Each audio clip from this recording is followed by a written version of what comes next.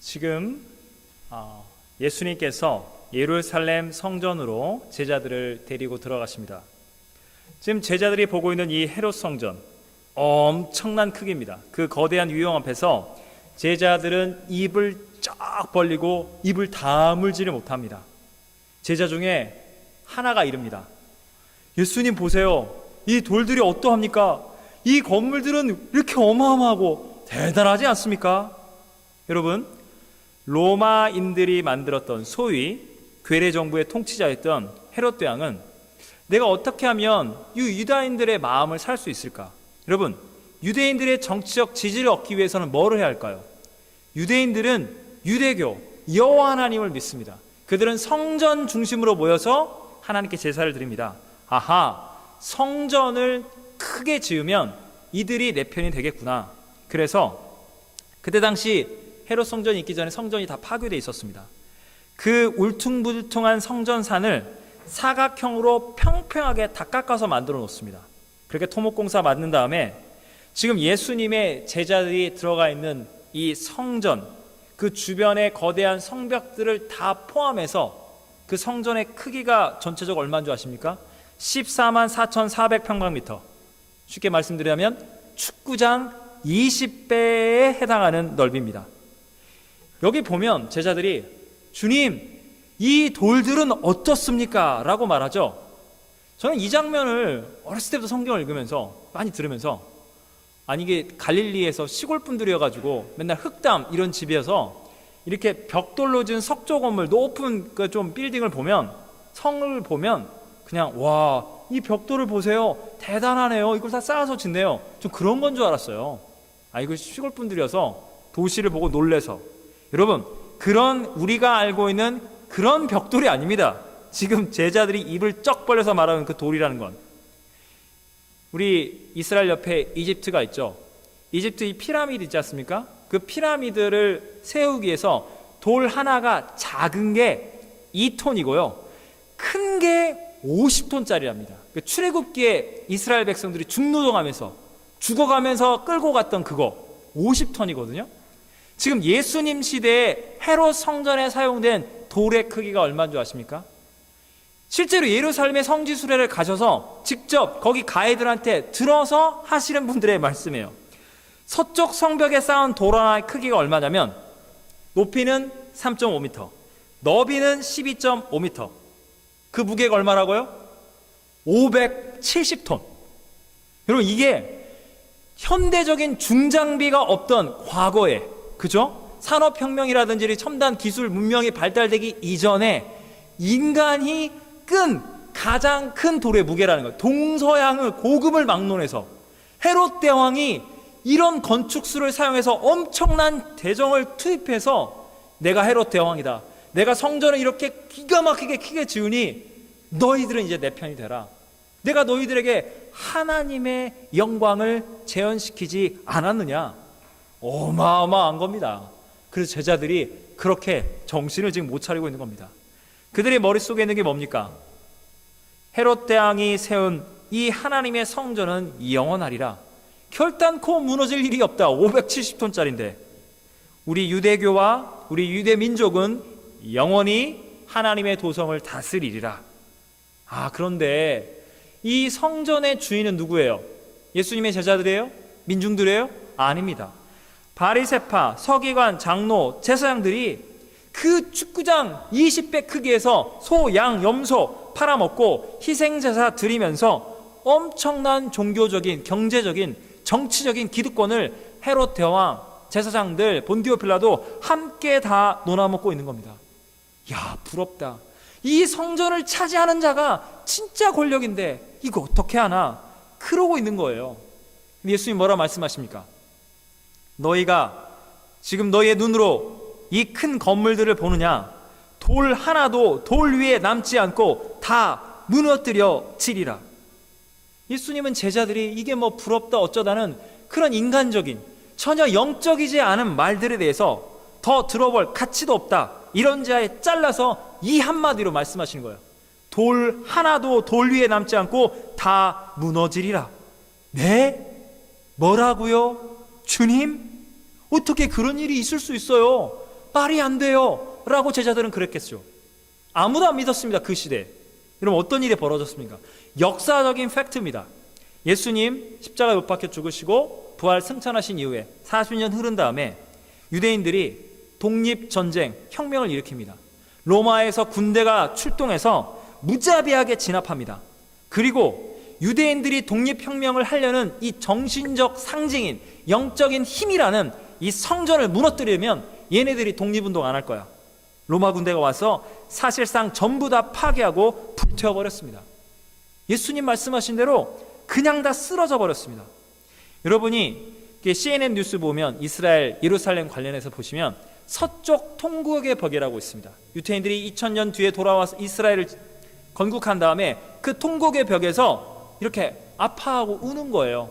우리가 2000년 전 하나님의 성전이 이렇게 무너졌는데 하나님 저희 너무 불쌍해요.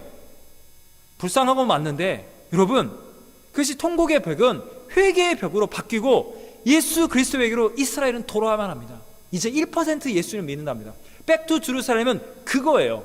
예수 그리스도의 복음을 이스라엘에게 전해야 하는 거지, 우리가 온 세계가 이스라엘 눈치를 보고 휘둘리면 안 돼요. 그것은 시오니즘, 또 다른 구약으로 돌아가는 겁니다. 여러분, 예수님의 제자들이 뭘 말합니까? 성전을 보면서 야, 부럽다, 눈에 보이는 그 엄청난 건물을 보면서 예수님 만나지 못하면, 하나님을 인격적으로 모르면 종말에 대한 믿음과 소망은 없습니다. 그냥 지금 당장 눈에 보이는 물질, 이 경제적인 가치, 수천, 수십조 현금, 부동산, 이걸 쌓아놓고 있으니 나와 내 자손 영원토록 잘 먹고 잘 살리라. 여러분, 예수님이 뭘 말하고 있습니까? 그 모든 게 인간적인 착각과 교만이라는 거예요. 제자들은 예수님이 돌 위에 돌 하나도 옮기지 않는다고 성전이 파괴된다고 어안이 벙벙해지는 겁니다. 그래서 예수님 제자 중에 충격을 받았지만 특별히 베드로, 야고보, 요한, 안드레까지, 이게 수제자 라인이거든요. 이들이 어디로 가냐면 예수님이 성전산에서 나와서 성전을 마주보는 감람산으로 올라가세요. 그때 이 네 명이 다가와서 예수님에게 묻는 거예요. 이쪽 성전을 바라보면서. 우리의 말로 말한다면 여러분이 시타데에 딱 올라가서 헬리팩스 우리 다운타운의 그 큰 건물들을 보면서 그 대단한 항구 배들 보고 저쪽 다튼 박사 쳐다보면서 이러는 거예요. 이게 다 무너진다는 겁니까? 이게 무너질까요? 안 무너져 보이는데 이 엄청난 것들이, 이런 느낌인 거예요. 근데 제자들은 예수님 무너진다고 그러니까, 무너진다면 엄청난 거 아니에요. 이 종말, 이때 무슨 징조가 있습니까? 예수님 알려주세요. 예루살렘 성전이 무너지려면 이런 전 국가적인 비상사태뿐만 아니라 온 지구적인 재난이 찾아오는 건데, 그 고난, 심판과 종말의 때를 알려주세요. 저희는 그걸 피하고 싶어요. 저희는 목숨을 부지하고 싶거든요. 예루살렘에 남아있으면 안 되잖아요. 그때가 어딘지 알려주세요. 예수님 이렇게 말씀하세요. 너희가 미혹을 받지 않도록 주의하라. 많은 사람이 내 이름 예수의 이름으로 와서 많은 사람을 미혹하리라. 난리와 난리의 소문이 끊임이 없고 이런 일이 있어야 돼. 아직 끝도 아니다. 민족과 민족이, 나라가 나라를 대적하는 전쟁이, 지진이 곳곳에서 있는데 이것은 재난의 시작에 불과하다. 2000년 전 예수님 제자들이나 지금 사실 우리의 충격이 더 커요. 뉴스를 보니 전쟁이 있어요. 예수님의 이름으로 자칭 구원자라고 말한 이단 교주들이 곳곳에 쏟아져 나와요. 전쟁에, 지진에. 야, 성경에 기록된 대로, 예수님 말씀하신 대로, 2000년 전에 예언한 대로 이게 다 이루어지고 있는 거구나. 야, 이제 종말이 오는 거야. 공부 뭐하러 해?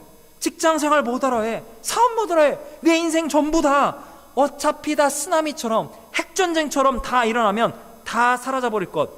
어떻게든 이 지구적인 재난을 나는 피해야 해. 신에 대해서 알기 시작하고 성경에 대해서 읽기 시작하면 성경이 말하고 있는 핵심, 종말과 심판의 이 말씀에 대해서 알게 됩니다. 이거를 알게 되면 이 고난을 피하고 싶어집니다. 이게 너무 절박해지고 심각한 수준의 절망과 두려움, 허무에 빠지면 어디로 가요? 교회를 떠나서 이단에 빠진다니까요. 이단은 전부 종말에 관한 말씀을 가지고 그것을 바꾸어서 왜곡해서 우리를 위협하고 있다는 거예요. 양떼를 빼앗으려고 그러는 거예요. 여러분, 이단이 뭐죠? 다 가다가 한 가지만 바꾸면 이단이에요. 여러분, 7절 말씀 한번 보십시오. 우리 7절 말씀 한번 다 같이 읽도록 하겠습니다. 제가 읽겠습니다. 난리와 난리의 소문을 들을 때 두려워하지 말라. 이런 일이 있어야 하되 아직 끝은 아니니라. 예수님이 지진, 기근, 전쟁, 민족과 민족이 서로 대적하는 온 지구에 난리가 나는데 예수님이 말한 핵심이 뭐죠? 이런 일들이 일어날 것인데 예수님이 뭘 명령하고 있습니까? 결단코 너희들 예수 그리스도의 제자들은 두려워하지 말지니라.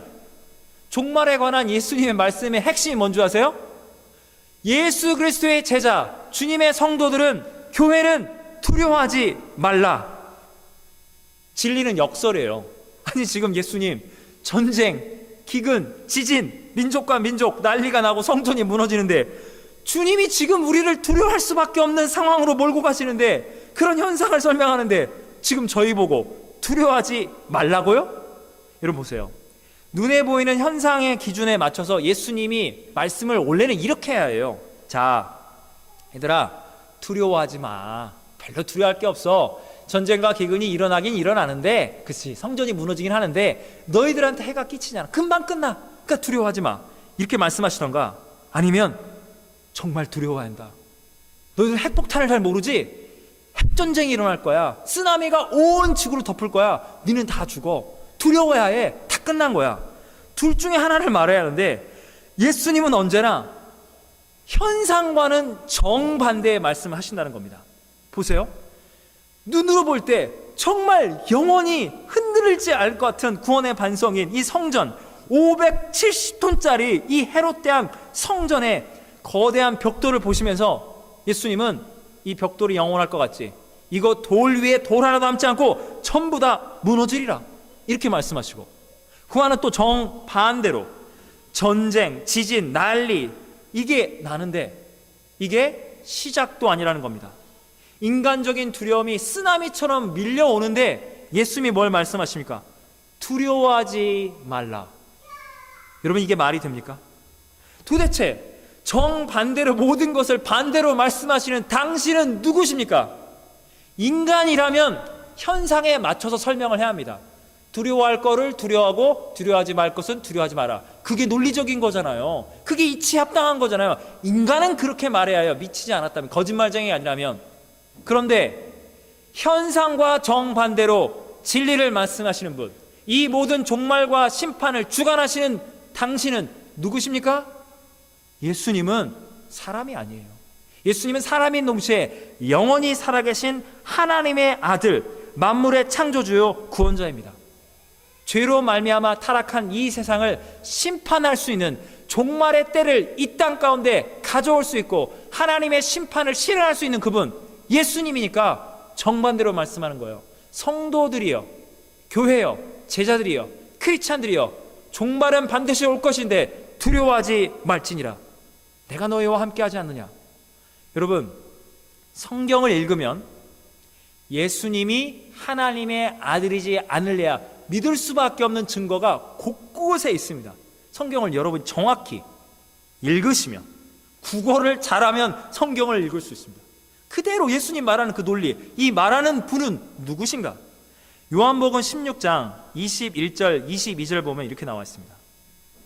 여자가 해산하게 되면 그때가 이르렀으므로 근심하나 아기를 낳으면 세상에 사람 난 기쁨으로 말미암아 그 고통을 다시 기억하지 아니하리라. 지금은 너희가 근심하나 내가 다시 너희를 보리니 너희 마음이 기쁠 것이요 너희 기쁨을 빼앗을 자가 없으리라. 지금 예수님이 요한복음에서 말하고 있는 것은 내가 곧 십자가에서 죽임을 당할 것이다. 온 세상을 구원하기 위하여 나는 십자가에서 심판을 당하고, 하나님의 심판, 하나님의 저주 가운데 마치 내가 죽어가고 나는 끝나서 내 보혈을 통해서 나는 죽는다. 반드시 죽어야만 한다. 그런데 이 십자가를 통해서 죄인을 구원하시는 부활의 하나님의 의, 하나님의 영원한 생명이 십자가를 통하여 나올 것이니라. 이걸 말씀하시는 거예요. 우리가 은혜와 믿음으로 예수님의 십자가와 하나가 돼서 온 세상이 하나님의 심판 아래 종말을 맞이하는 그때에 그 고통이 찾아올 건데, 여자들이 애를 낳는 산고의 고통과 예수님이 비교를 하고 있다는 겁니다. 여러분, 예수님의 복음의 핵심이 뭐죠? 십자가잖아요. 십자가예요. 근데 예수님의 복음의 진리를, 예수님이 남자신데 이 핵심적인 가장 중요한 비유를 누구의 비유를 들죠? 여인이 애를 낳는 고통에 비유한다는 거예요. 여러분, 2000년 전에 애가 이렇게 태어나는 고통을 남자들이 압니까? 요즘에 알죠. 산부인과를 가서 이거 아빠도 들어오세요, 탯줄 끊으라고. 그 전에 몰라요. 여자가 죽는 전 밖에 나가, 남정네는 몰라요. 예수님은 알고 있다는 거예요. 이게 말이 돼요? 가장 중요한 핵심을 왜 여자로 이야기를 하냐고. 2000년 전에 남녀차별이 그렇게 극심했던 시대에 진리를 알고 있는 거예요. 창조주요 구원자이기 때문에 십자가의 고통이 부활의 생명이라는 역설적 진리를 해산의 고통으로 말하는 겁니다. 여러분, 만삭의 여인이 애를 낳습니다. 나 죽네 난리가 납니다. 그래서 어떤 일이 벌어져요? 그러나 아기가 태어납니다. 여러분, 예수님이 말씀하신 핵심이 뭐예요? 여인이 애를 낳으면서 이 죽음의 고통과 거의 버금가는 이 고통은 남의 생명을 빼앗고 나도 죽게 되는 그런 파괴적인 고통이 아닙니다. 이것은 새 생명을 낳는 창조적인 고통입니다. 물론 애를 낳고 있는 여인들은 죽도록 고통스럽지만 그녀들은 이미 알고 있습니다. 이미 믿고 있습니다. 새로운 생명을 낳는구나. 여러분, 그 고통이 없으면 아기는 태어나지 않습니다. 여러분, 100년 정도 살게 되는 육체의 생명도 해산의 고통이 아니면 태어날 길이 없습니다. 그런데 영원한 새 생명, 하나님 나라를 들어가기 위해서 우리는 십자가에 못 박히신 그 주님이 날 대신에 죽으신 그 십자가의 고통, 그 종말의 고통을 통하지 않고서는 우리는 결단코 하나님 나라로 들어갈 수 없다는 겁니다. 죄악의 고통 가운데 있으니 종말의 때 하나님 나라, 눈물과 고통, 죽음이 없는 그 땅을 들어가기 위해서 해산의 고통이 필요하다는 겁니다. 종말의 고통. 이게 너무 말이 많이 돼서 너무 진부한 예화지만 그럼에도 불구하고 은혜가 되는 것은 이겁니다. 태아가 엄마 뱃속에서 이제 10달 배가 찬 거예요. 이제 태어날 그날을 아기가 와, 나 이제 엄마 바깥으로 나가는구나 막 기뻐할까요? 아니에요.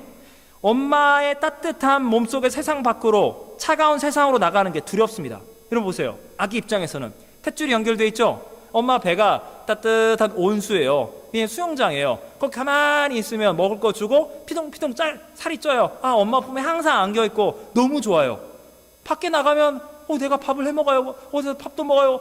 막 곳곳에 너무 위험한 것 같아. 나가기 싫어. 아이의 마음이 그러지 않겠습니까? 따뜻한 그곳에 영원히 머물려 하겠죠. 그럼 어떤 일이 발생돼요? 아이도 죽고 엄마도 죽어요. 때가 되면 나와야 한다는 겁니다. 10달 찼으면. 여러분, 저는 이런 거 사실 안 믿는데 의학적 상식에 이런 게 있답니다. 산모의 고통보다 태어나는 태아의 고통이 10배 이상으로 크답니다. 그거 아셨어요? 모르셨죠? 네, 믿거나 말거나요. 그런 상식이 있대요. 여러분, 생각해 보세요. 죽을 것 같다는 엄마의 고통, 10배짜리의 고통을 우리가 경험하면서 이 땅 가운데 태어난 거예요. 여러분, 이 고통을 기억하는 분 계세요? 기억하는 분이 아무도 없죠? 여러분 생각해 보세요. 고통의 크기로 말할 것 같으면 여인이 죽을 것 같은 그 해산의 고통이 10배짜리 고통을 통해 사실 생각해 보세요. 여러분, 엄마 뱃속에 나오면서 질식사로 안 죽고 태어난 게 기적이 아니면 뭐가 기적입니까? 태어난 거예요. 여러분이 그걸 엄마 뱃속에서 나온 거예요. 나 살아야겠다. 여기 있으면 10달 지나면 난 죽어. 나와야 해. 나온 거예요. 그때 경험했던 엄마의 고통의 10배짜리 고통을 생각해서 여러분 인생 살면서 이런 분들 계십니까? 세상 살아보니 별거 없네. 태어날 때 엄마의 해산의 고통 10배를 경험했더니 뭐 그냥 군대 가서 남자분들 몇 대 맞고 여자분들 또 애도 낳고 인생 여러 가지 슬픔과 고통을 경험하면서 별거 없네. 그때 내가 제대로 경험했더니 뭐 아무것도 아니네. 이런 분들 계세요? 그런 분 아무도 없어요. 해산의 고통. 여러분, 아기들도 태어나면서 그 고통을 다 잊은 거예요. 고통이 뭔지 아세요? 망각의 특징이에요. 여러분이 종말의 때가 올 것입니다. 개인적인 죽음, 개인적인 종말, 온 우주적인 종말, 마지막 그때 그 종말의 고통을 감당하고 뛰어넘고 하나님 나라에 들어가서 내가 이 세상에서 죄를 짓고 고통 가운데 있을 때 마지막 때의 죽음과 온 세계의 그 종말의 때를 통과해야만 했던 그 고통을 하나님 나라에서 우리가 기억할까요? 기억하지 않습니다. 다 끝난 일이기 때문에. 사랑하는 여러분, 성경이 말하고는 핵심이 뭡니까? 너희가 십자가의 고통을 예수님은 부활의 새 생명을 통해서 죄인들이 구원받는 것과는 비교하지 않는 거예요. 나는 이 고통을 반드시 감당하리라. 엄마가 아이를 낳기 위해서 내가 죽으면 죽으리라, 이 아이를 낳아야겠다, 그 고통을 능히 감당하는 겁니다. 저와 여러분도 믿겨지지 않지만 그때 여러분의 생일 그날에 내가 어떻게든 살아야겠어, 내가 이렇게 74에서 죽으면 안 돼, 있는 힘을 다해 뛰쳐나온 거예요. 죽으면 죽으리라는 마음으로 여러분이 뛰쳐나온 거예요. 여러분, 육체의 생명도요, 살기 위해서 죽음의 길이 아니라 생명의 길로 본능적으로 나오게 되어 있어요. 여러분 안에 예수님이 계십니까? 여러분 안에 영원한 생명이 이미 들어가 있습니까? 여러분의 영적인 생명이 있다면 여러분은 세상 나라에 미혹당하거나 세상의 고통 가운데 절망 가운데 엎드려지는 자가 아니라 영원한 생명이 하나님 나라 가운데 있어. 십자가의 고통 내가 감당해야겠어, 종말의 고통 도망가지 말아야지, 이단들처럼 나만 구원받아야지 하면서 어디 기도원이나 이상한 무슨 교주 찾아가는 게 아니라 끝까지 이 고통을 감당해야지, 하나님의 나라 가정과 교회를, 이 땅을 지켜야지, 끝까지 하나님 나라를 위해 내가 들어가고야 말 거야, 끝까지 견디는 복이 여러분 안에 있다는 겁니다. 예수님이 뭐라 말씀하십니까? 13절에 너희가 예수의 이름, 내 이름으로 말미암아 모든 사람에게 미움을 받을 것이나 끝까지 견디는 자는 구원을 받으리라. 9절에서 13절 말씀 보시면 예수님이 이렇게 말하는 거예요. 여러분, 전쟁, 기근, 지진, 이런 물리적인 거는요 감당해낼 수 있어요, 어떤 분들은. 그런데 진짜 감당하기 어려운 고통이 뭔지 압니까? 사람들에게 버림받는 고통이에요. 여기 뭐라면 예수님이 같은 유대인들이, 예수를 믿는 유대인들을 공회와 회당에 넘기고 매질당하고 권력자와 임금들 앞에 너희는 서리라. 너희는 끌려가서 정말 고문도 당하고 박해가 있을 것인데 두려워하지 말라. 성령이 너희가 해야 할 무슨 말이든 너 입술에 넣어주리라. 예수 그리스도를 믿는 대가로 형제가 형제를, 아버지가 자식을 죽는 데 내주며 자식들이 부모를 태적하여 죽게 하리라. 예수를 믿으면, 예수 믿는 나를 아직 예수님을 모르고 있는 형제와 자매, 부모, 심지어 그건 배우자일 수 있는 거예요. 나를 핍박하고 나를 오해하고 나를 저주할 수 있는 상황이 온다는 거예요. 그러나 너희들 낙심하지 마라. 십자가의 이 고통, 종말의 고통을 끝까지 견딜 수 있는 힘이 너희 안에 있다. 왜냐하면 예수님께서 성령으로 우리와 함께 하시기 때문입니다.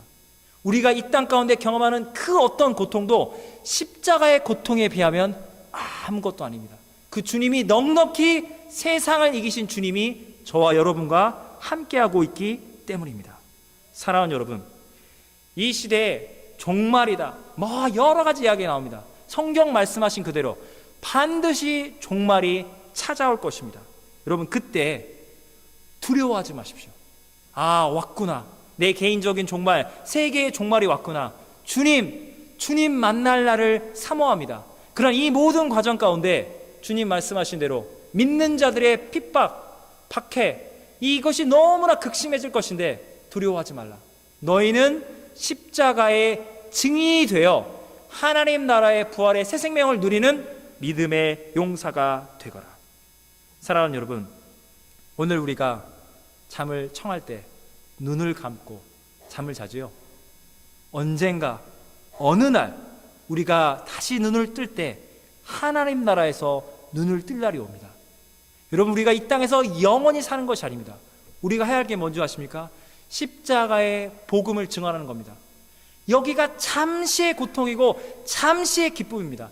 영원한 하나님 나라를 생각할 때, 영원한 생명을 우리가 얻었다면 이곳에서 어찌 보면 유익이 아니라 네가 미안해요, 내가 잘못했어요, 내가 더 사랑해주지 못해서 가정과 교회와 이 헬리팩스 이 땅, 조국과 민족, 온 세계를 위해서 예수님의 사랑을 다 나누지 못한 거에 대한 아쉬움을 가지고 오늘 밤에 잠을 잘 때 눈을 감는 거고요. 눈을 떴다면 이 사랑, 이 복음을 증거하는 종말적인 소망의 믿음을 가지고 오늘 하루가 내 인생의 마지막이구나. 내가 오늘 이것이 내 신앙생활 마지막 날이구나. 내 사역이. 사랑하는 여러분, 우리 청소년들 정말 예수님을 잘 믿어요. 아멘. 그러나 대학을 가고 여러분 직장생활하면서 통계학적으로 여러분은 절대로 아닌데 그렇게 대수단에 그럴 필요도 없어요. 어떤 청년들은 아하 어이구 좋다 막 떠나요. 교회보다 더 재밌게 먹고 놀 게 너무 많아서 교회에서 먹고 놀다가 세상 나가니까 진짜 프로로 먹고 놀거든요. 와 교회 재미없었네. 예수님을 만나야만 합니다. 먹고 놀기 위해 교회를 다닌 게 아니에요. 우리 대학 청년부 생각해 보십시오. 신앙 청년 때 너무 좋은데 시집 장가 가서 시댁이 어쩌고 막 일을 하다 먹고 살려고 크게 하면서 신앙생활의 본질을 놓칠 때가 있습니다. 우리 장년들은 어떠합니까? 어떤 분들은 사업이나 직장에 승진되고 너무 잘 돼서 주일에도 그냥 미팅이 너무 많이 잡혀서 바쁜 나머지 신앙생활 등한시합니다. 주님을 망각하게 됩니다. 정말 십자가 이렇게 잘 되는데 저는 그렇게 절박하지 않아요. 주님으로부터 멀리 떠나가는 경우가 있습니다. 이런 경우는 사실 별로 없고요. 대부분의 경우에 너무너무 인생이 힘들어서 맨날 십자가야. 주님 어디 계세요? 왜 나에게는 부활의 생명은 없어요? 복이 없어요. 그러면서 낙심하고 절망하면서 주님의 곁을 떠나는 분들도 꽤 있습니다. 사랑하는 여러분, 예수님이 하나님이 저와 여러분에게 주시는 유일하고 영원한 복 중의 복이 뭔지 아십니까? 이 세상에 좀 잘 되고 뭐 그냥 돈도 좀 벌고 자식들 잘 되고 그런 게 아니라 영원한 하나님, 다른 건 다 가져가셔도 이 복은 끝까지 주세요. 우리가 간구할 게 있어요. 그리고 이미 주신 복이 있어요. 그게 뭐예요? 끝까지 견뎌서 종말의 때에 하나님 나라로 들어가는 복. 세상의 축복에 미혹당하지 마십시오. 이단의 유혹에 넘어가지 마십시오. 나만 구원받자, 그런 이기적인 신앙생활 아닙니다. 우리는 어떠한 고난과 역경과 억울함과 맨날 죄악을 회개하고 엎드려지고 부서지고 주님 십자가 앞에 울 일만 있는 것 같은데 복되도다. 사랑하는 여러분 안에 십자가의 능력이 역사하고 있습니다. 영원한 생명이 여러분 안에 있으니 십자가의 고난으로 우리를 구원하신 그 주님을 믿고 어떤 고난과 역경도 이겨내십시오. 전 우주적 지구적 종말이 찾아와도 그리스도 예수 안에서 여러분에게 주신 영원한 생명, 하나님의 나라를 빼앗을 자 아무도 없습니다. 주님이 여러분과 함께 하십니다. 종말을 소망으로 준비하십시오. 우리 다 같이 기도하시겠습니다. 사랑과 은혜의 하나님 아버지, 주님이 우리에게 말씀하십니다. 헤롯 성전의 570톤짜리 벽돌을 보며 제자들은 헤롯 성전을 얻고자 부러워합니다. 세상의 기득권을 얻고자 합니다. 주님, 이것이 우리의 어리석음이라면, 종말이라면 너무나도 두려워서 어떻게든 이 종말의 때를 피하고 십자가를 감당하지 않고 고통 없이 하나님의 나라 들어가려는 이기적이고 연약하고 두려움에 빠진 신앙생활을 할 때가 있습니다. 주님, 우리에게 주님이 함께 하시는 진리의 눈을 열게 하옵소서. 십자가의 고통은 잠시요, 부활의 영원한 새 생명이 있습니다. 해산의 고통을 경험하는 여인이 죽더라도 아이를 낳고 죽겠다는 육체의 생명도 그렇게 낳는다면 영원한 생명이 내 안에 있사온데 내가 주님을 어찌 부인하겠습니까?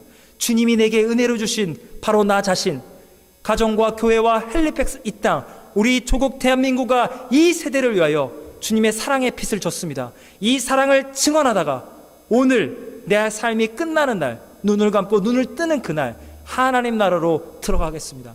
주님을 소망하며 날마다 기쁨과 주님의 용사로서 하나님 나라를 증언하며 살겠습니다. 주님, 하나님 나라가 우리 가운데 임한 것과 종말을 우리는 믿음과 기쁨과 소망으로 맞이하겠습니다. 주여, 주의 백성들에게 끝까지 견딜 수 있는 하나님 나라의 생명과 복과 의를, 복음을 영원무궁히 부어주시옵소서. 예수님의 이름으로 기도하옵나이다. 아멘.